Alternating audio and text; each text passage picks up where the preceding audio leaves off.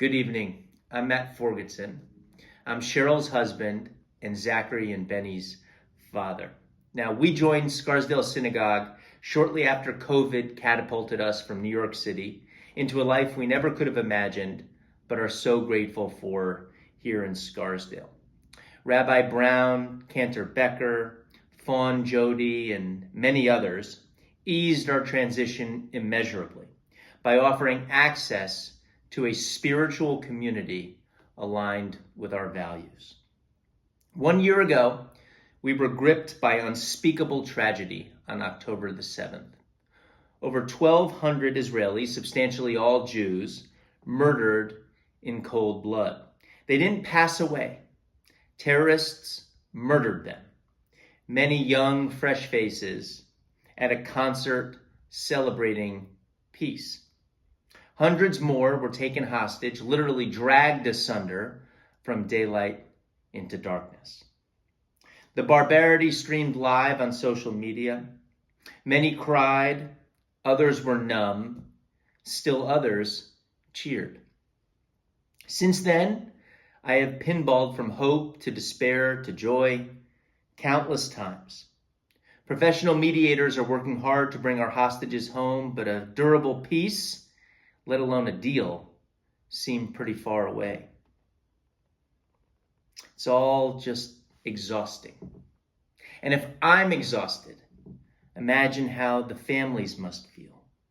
All the families, Israeli and Palestinian, innocents of good faith who want to move forward, to rebuild their communities, for all of this just to stop so that their children can play and learn and eat and sleep in peace.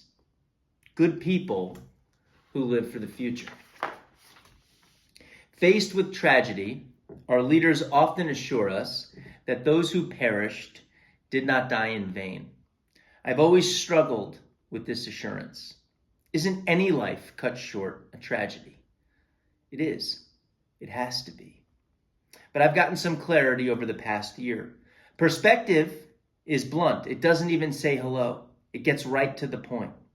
How lucky we are to live in this community where we feel safe, where our differences inspire, where our children can play and learn and eat and sleep in peace. On October 7th, perspective barreled through the door and reminded me that each day is a precious gift from God. While we hope for tomorrow, we're not entitled to it. Never. We're not entitled to any of it, frankly. To tomorrow, to our health, to our happiness. The only way forward is to look that uncertainty right in the eye and be grateful for all that we have in this sacred moment.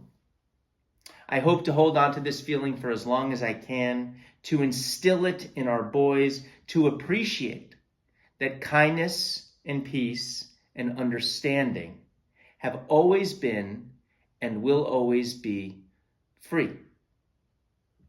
Now, if we can do this, we ensure that none of the victims died in vain. And if we do this, we can send a tiny ripple of hope from this synagogue around the world. Shana Tova.